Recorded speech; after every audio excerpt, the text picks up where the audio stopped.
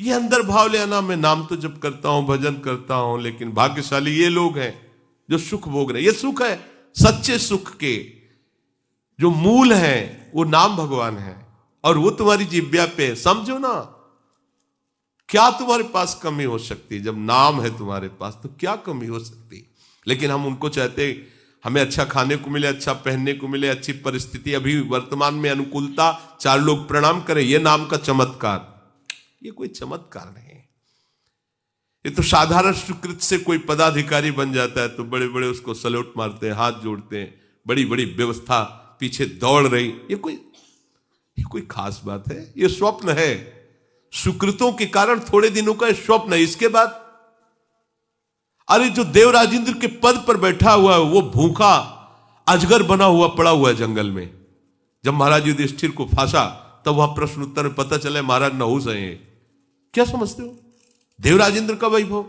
अरे एक किसी राज्य का पदाधिकारी हो तो देखो, गाड़ियों की लाइन पीछे आगे पीछे सब फोर्स दौड़ रहा है। देवराजेंद्र जिनकी आज्ञा पर अग्नि देवता, पवन देवता, बड़े बड़े महाबलशाली चलते हैं, वो अजगर बना पड़ा हुआ है।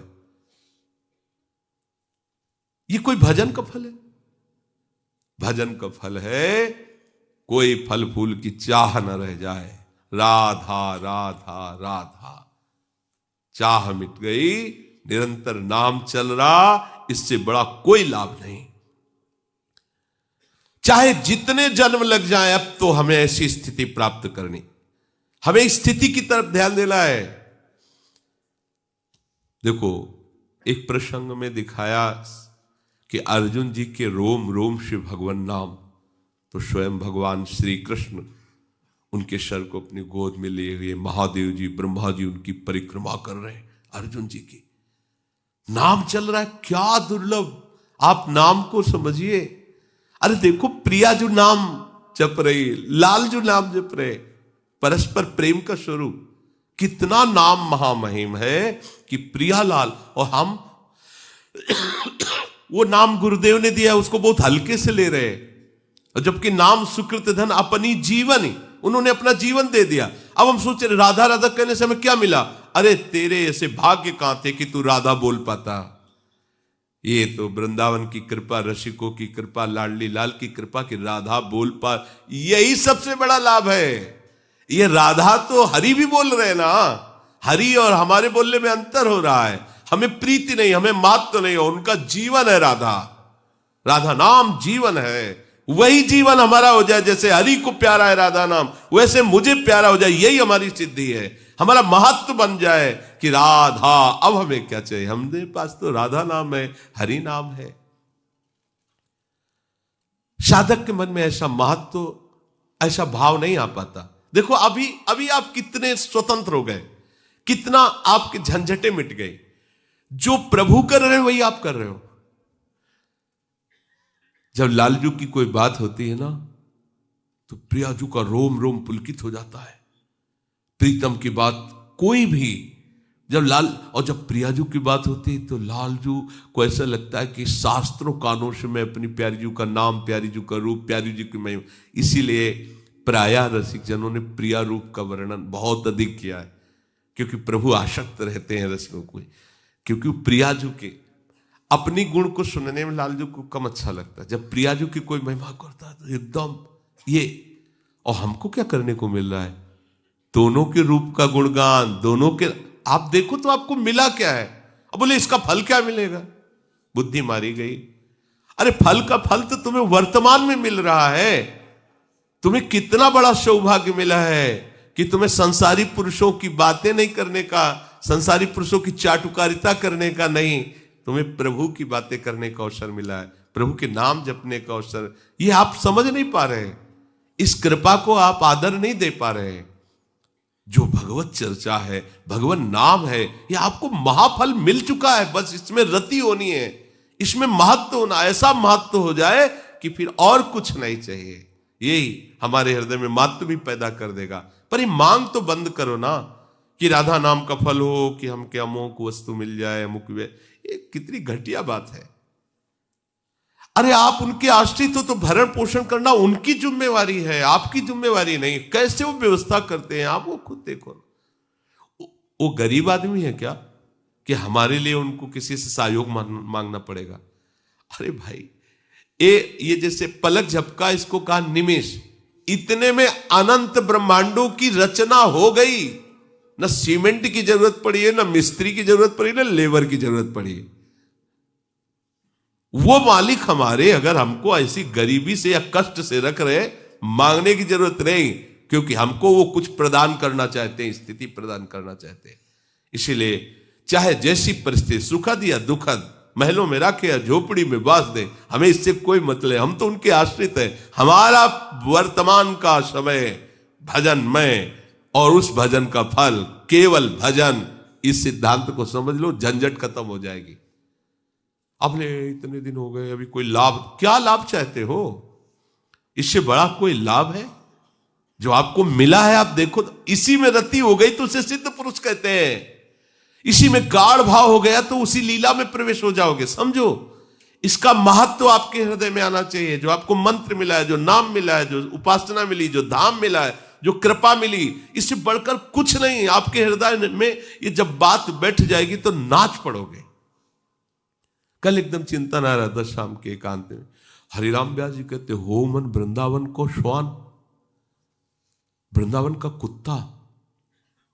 क्या महापुरुषों ने वृंदावन में देखा, कह रहे हो मन वृंदावन को। प्रबोधानंद जी कह रहे कि मुझे नाली का कीड़ा, और तुम्हें मनुष्य बना के रख रहे, तुम उनकी कृपा के लिए रो नहीं रहे हो कि कितनी अपार कृपा हम पर है कि बड़े बड़े महापुरुष कह रहे हैं मुझे नाली का कीड़ा बना करके रख लो इस वृंदावन धाम में, पर बाहर मत करना। कुत्ता बना दो पर बाहर मत करना। आपको मनुष्य बनाया तो भी आप उन पर भ्रकुटी तान रहे हो कि हम इतने दिनों से आपके धाम में वास कर रहे हैं, जबकि वो कृपा करके खुद वास करा रहे हैं। हम इतने दिनों से नाम जप कर रहे हैं, जबकि वो कृपा करके नाम के रूप में तुम्हारी जिह्वा पे स्फुरित हो रहे हैं, और तुम उन्हीं को भ्रकुटी दिखा रहे हो, तान रहे हो कि क्या मिला? इतने दिन से सब कुछ छोड़ करके वृंदावन वास करे, नाम जप, मुझे मिला क्या? आप उन्हीं प्रभु के ऊपर भ्रकुटी तान रहे हो जो वात्सल्य समुद्र कृपा करते जा रहे हो। आप कृपा का अनादर करते जा रहे हैं। जिस महामहिम धाम में आपको वास दिया, तुम्हारी कहीं भाग्य रेखा में कहीं नहीं है। जचवा लो किसी, वो जो ज्योतिष करने वाले, उनसे जचवा लो, कुंडली बनवा के देख लो, कहीं नहीं लिखा होगा कि तुम धाम वास करोगे। ये तो महारानी जी की मंद मंद वो कृपा भीनी दृष्टि का परिणाम है कि हमें वृंदावन धाम मिल गया है। अब महत्व क्यों नहीं हो रहा? बस महत्व हो जाए, यही तो सिद्धावस्था है। आप समझो, सिद्धावस्था का मतलब क्या है? धाम में महत्व, नाम में महत्व, रूप में महत्व, लीला में महत्व, खत्म, सब खत्म। महत्व हो जाए, अभी सिद्ध हो गए। और भी तो सब बोलते हैं भगवत नाम, पर जब प्रेमी महापुरुष राधा हो, अगर कोई राधा बोल रहा है ना, देखो ना, ये सिद्ध महापुरुष के वचन है, जो हरिवंश को नाम सुनावे तन मन प्राण तासु बलिया। श्री हरिवंश, अच्छा, तो उनको इतना आनंद मिला कि वो कह रहे तन मन प्राण, मैं न्यौछावर करता हूं उसके ऊपर अपना शरीर, अपना मन, अपना प्राण। जिसने एक बार हरिवंश नाम सुना है, क्या हुआ? हरिवंश नाम की सिद्धि हो गई। अब वो महत्व को समझे, जो हरिवंश को नाम सुनावे तन मन प्राण तासु बलिया। गोस्वामी जी, तुलसी जाके मुख से धोखे निकसत राम। क्यों? क्योंकि अब राम नाम का स्वरूप उनके हृदय में प्रकाश है। बोले ताके पग की पग तलियो मोरे तनु को चा। वो इतना महान पावन हो गया। हुआ क्या? नाम का रस मिल गया, नाम में महत्व हो गया। भाई समझो, हमें और कुछ नहीं चाहना, नाम इतना प्राण प्यारा लगे, इतना महत्व नाम में हो जाए कि नाम चल रहा है, बस यही बड़ी बात है। हे नाथ, नरक में रखना पर नाम न छूटने पावे। ये जो अपने संध्या के समय विनय में गाते हैं, इस तो बिसरी हो ना बिसारी हो, बस यही सबसे बड़ी बात है। बिसरी हो ना बिसारी हो, यही दान मोहि देव, श्री हरिवंश के लाडले मोहि अपनी कर लियो।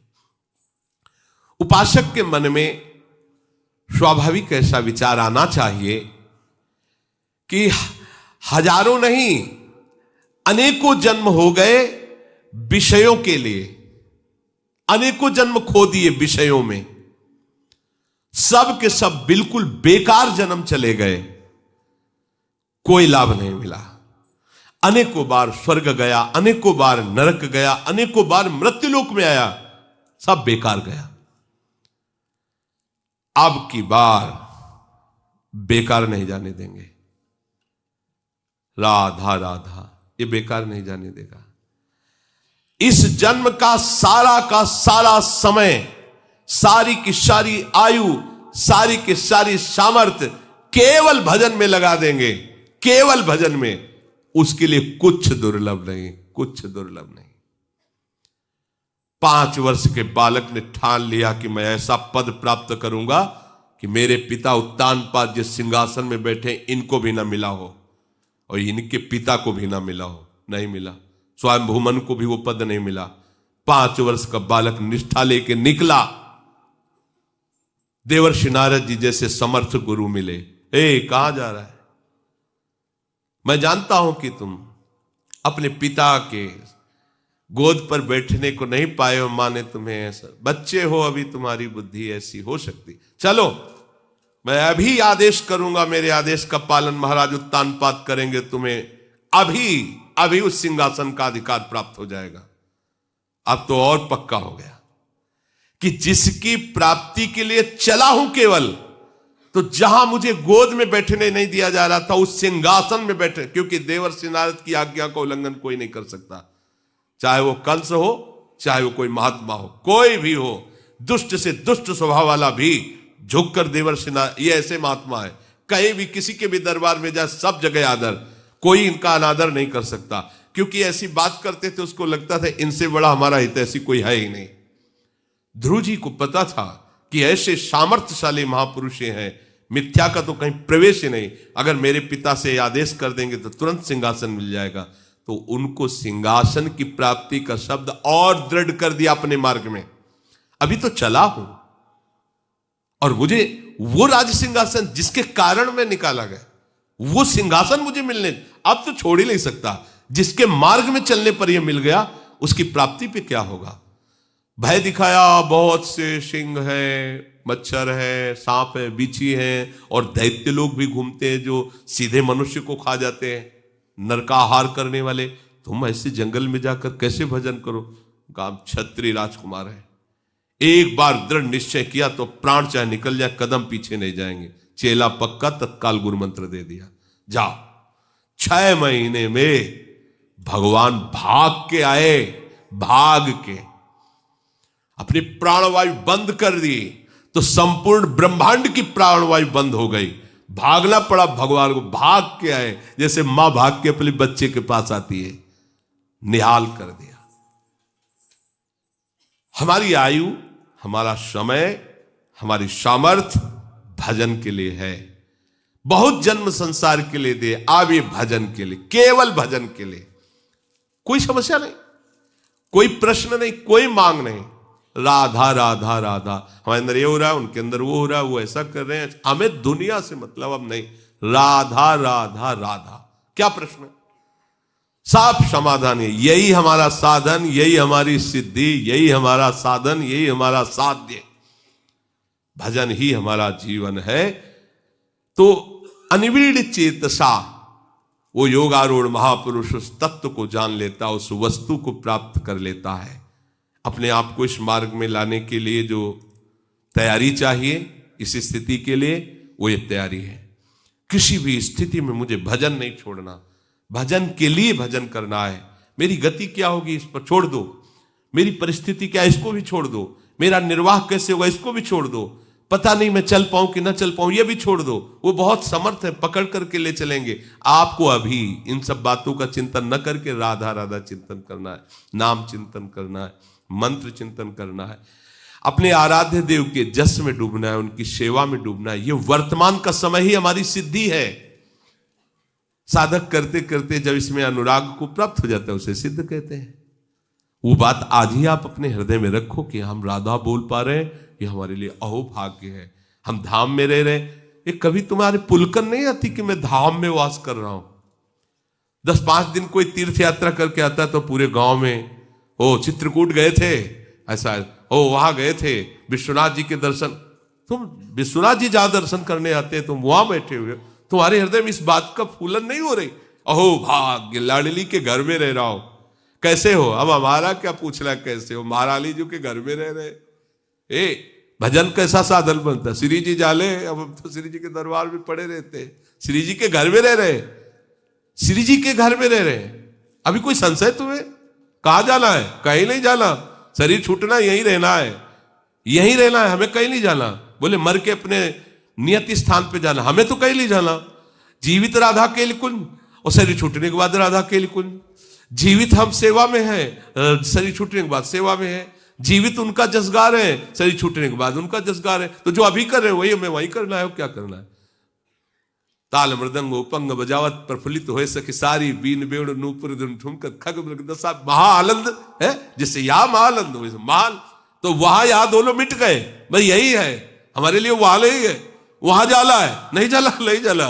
हमारे लिए विमान नहीं आएगा, भगवत पार्सल नहीं आएंगे, नहीं, जैसे अभी घूम रहे ऐसे घूमना है, यही घूमना है, यही अनादिकाल से अनंत काल तक के लिए है। ये धाम को ऐसा थोड़ी कि ब्रह्मा का बनाया हुआ है, ये पोशाक उतर जाएगी। देखो गर्मी की पोशाक अलग होती ना, सर्दी की पोशाक देख रहे हो, ऐसे निकुंज की पोशाक मिल जाएगी, सहचरी बपू। ये पांच भौतिक पोशाक उतर जाएगी और वो निकुंज की पोशाक पहनकर महारानी जी की प्रसादी पोशाक, और महारानी जी की सेवा में है और सेवा में है। कोई इसमें भेद थोड़ी होना कि भाई शरीर छूटेगा तब गति प्राप्त हो, ना, अभी मानो ना, ये आपकी मान्यता ही आपको पहुंचा देगी।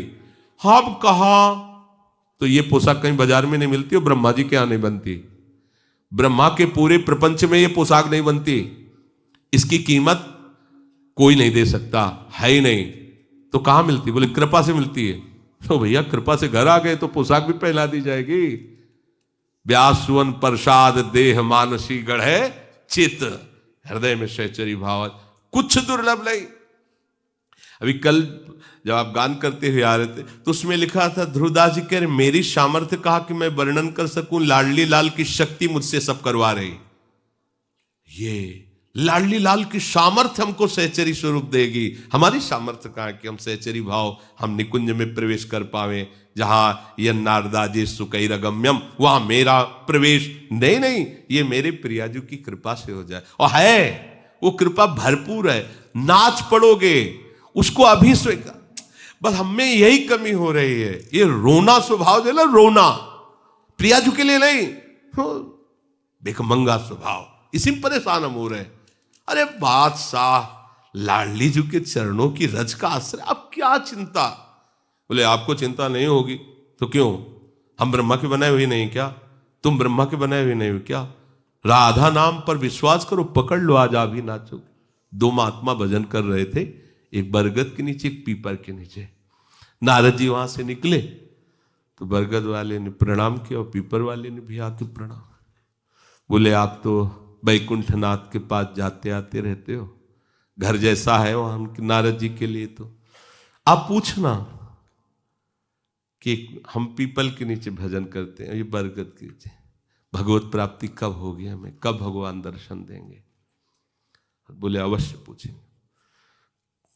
कुछ समय बाद जो वहां से वापस है, दोनों पूछा था, बोले हाँ। बरगद वाले की तरफ देख के कहा कि भगवान ने कहा जो बरगद के नीचे भजन करते हैं उनको तो इसी जन्म में हम मिलेंगे। पीपल वाले से कहा कि भगवान ने कहा जो आप भजन करते हो तो जितने पीपल के पत्ते हैं इतनी बार जन्म लेना पड़ेगा आपको। वो नाच पड़े, भगवान ने ऐसा कहा है ना। अश्रु चलने लगे कि अभी तक तो मेरे मन में था, पता नहीं भगवान मुझे जानते हैं कि नहीं जानते कि मैं उनका भजन करता हूं। वो जान गए ना, रोना, ऐसी आनंद उमंगन कि उसी क्षण भगवान प्रकट हुए, गले से लगा लिया पीपल वाले। नारद जी ने कहा प्रभु आप तो कह रहे थे जितने पीपल को, बोले जैसा भजन कर रहा था वैसे उसको इतने जन्म लगते, लेकिन अभी इसने जो स्वीकृति और गाढ़ भाव किया तो वो हो गया, मैं आ गया, समझे? एक क्षण में भगवत प्राप्ति हो गई। क्या स्वीकृत? उनको इस बात में दृष्टि नहीं गई कि पीपल के जितने पत्ते उतनी बार जलो, उनको इस बात में भगवान मुझे जानते हैं कि मैं उनका भजन कर रहा हूं, बस नाच गए भगवान की दृष्टि में होना। हाँ बस उसी क्षण उनको भगवत साक्षात्कार हो गया। अरे हमको पता नहीं कि हमारी प्रियाजों ने अगर हमको स्वीकार नहीं किया होता तो हम धाम कैसे आ जाते। ये जो हमें लाभ है, मेरी प्रियाजू मुझे जानती है, मुझे ही नहीं, हम सब प्रियाजू की दृष्टि में प्रियाजू के द्वारा पास हुए। महाप्रभु की बात मानो ना, श्री राधिका कृपा बिनु सबके मनन आगम। श्री जी की कृपा के बिना तो मन से भी कोई वृंदावन को नहीं सोच सकता। आप तन से आए हो, तन से तो श्री जी ने आपको दुलार नहीं किया। और हम लोग इतने ऐसे मलिन बुद्धि के हैं कि फिर भी कहते क्या हमारे ऊपर कृपा है। हाँ हम वो कृपा मानेंगे, रुपया पैसा खा, आप कृपा है। हम लोग पार्थिव दृष्टि रखने वाले, इसलिए भजन ही हमारी साधन वृत्ति है और भजन ही हमारी सिद्धावस्था है। हर समय भजन को पकड़ो, भजन का फल भजन ही है, ये समझो। उकताया हुआ स्वभाव मत रखो, जल्दीबाजी में मत रखो, धीरे धीरे सब ठीक हो जाएगा। अभी नाम जप करते हैं, बस यही हमारा सबसे बड़ा लाभ है, नाम ना छूटे। श्री राधा वल्लभ।